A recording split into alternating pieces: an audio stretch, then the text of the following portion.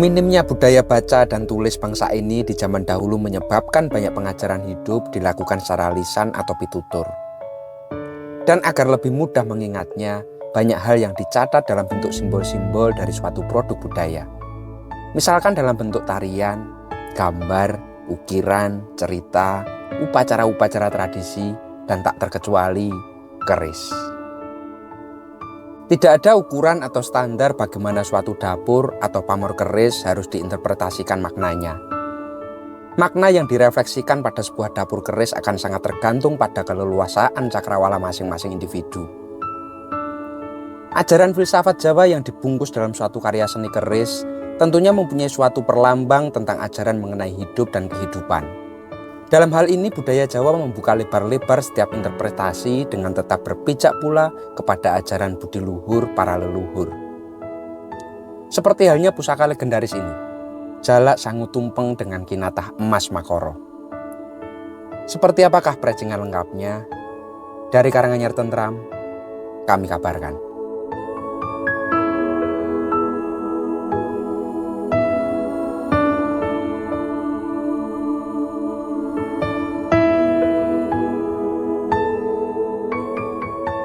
Busananya merabu ya, gayaman Yogyakarta dengan bahan kayu trembalu. Seratnya itu nginden menambah keanggunan dan keindahannya.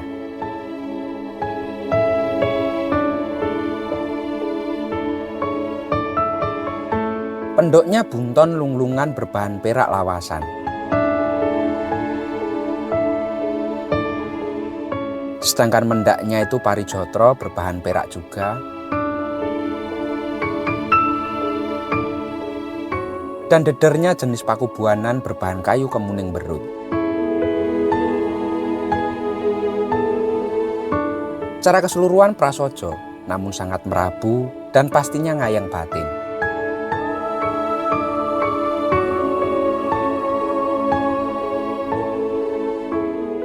Mari kita buka untuk isinya. Pusaka kinatah emas Makoro, dapur Jalak Sangu Tumpeng, pamor melinjon, tangguh Hamengkubuwono V. Dan pusaka ini kami ucapkan dengan mahar 35 juta rupiah.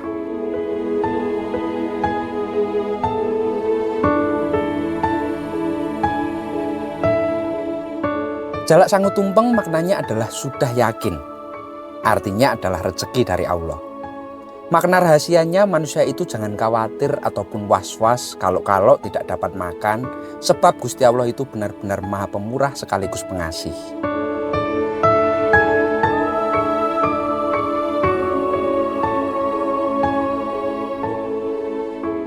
Jalak merupakan simbol atau gambaran seseorang manusia yang berkewajiban mencari nafkah bagi keluarganya dan dalam hidupnya perlu sangu atau membawa bekal. Sedangkan tumpeng dalam kehidupan bisa berarti fisik makanan, namun dapat pula berarti yang bersifat rohani, mengerucut ke atas.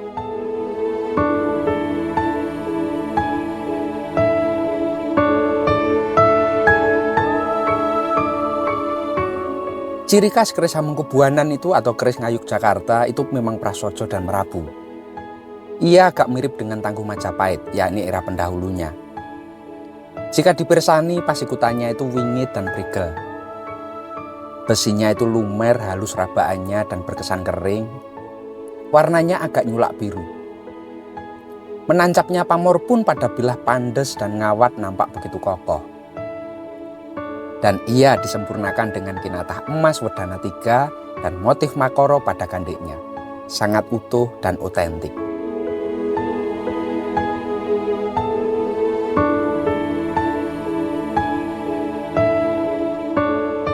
Makoro yang seperti kepala buto raksasa pada tahun 50-an memang sering dijumpai di dinding-dinding rumah orang-orang Yogyakarta. Ia ditempelkan pada dinding rumah tersebut selain untuk penghias juga dijadikan sebagai tolak bala. Selain nilai budaya tersebut, Makoro juga sering dijumpai di dalam dapur-dapur keris, yakni pada gandik keris yang diukir membentuk relief gambaran timbul semacam kepala raksasa atau kepala buto seperti pusaka ini. Coba panjenengan pirsani secara detailnya.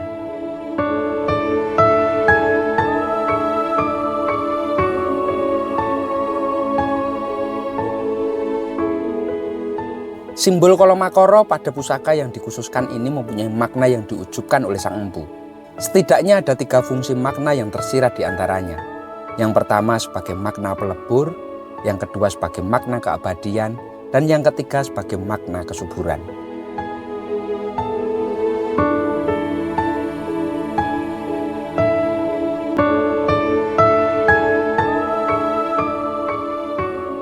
Sedangkan pola pamor ini dinamakan dengan pamor melinjon. Ia dari kata melinjo atau buah pohon so, atau di beberapa daerah itu disebut dengan tangkil. Disebut demikian karena pamor berpola oval yang tersusun secara berderet di antara garis berjajar vertikal yang membingkainya dibuat oleh sang empu mirip sekali dengan biji melinjo. Pamor melinjon ini memang saat ini sudah mulai jarang kita temui.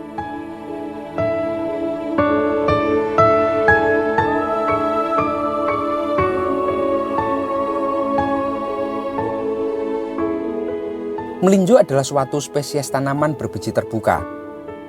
Ia tidak menghasilkan bunga dan buah sejati karena bukan termasuk tumbuhan berbunga. Yang dianggap sebagai buah sebenarnya adalah biji yang terlihat langsung karena terletak di antara daun-daun yang tidak terbungkus daging tetapi berbungkus kulit luar. Jika sudah memerah itu akan sangat kontras dengan daunnya yang berwarna hijau.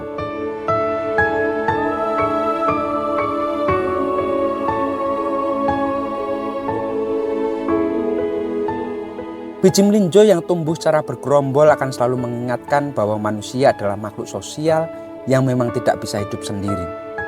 Serta diharapkan tidak melupakan hubungan kedekatan keluarga dan hidupnya mampu menghasilkan banyak buah-buahan kebaikan.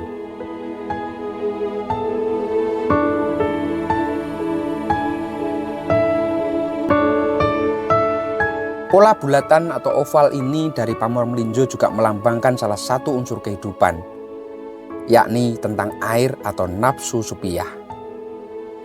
Nafsu supiyah berasal dari saripati sehingga nafsu ini mewarisi sifat-sifat air. Sifat air itu antara lain mencari tempat posisi yang paling bawah atau paling rendah. Kebalikan dari api atau amarah yang selalu mengarah ke atas.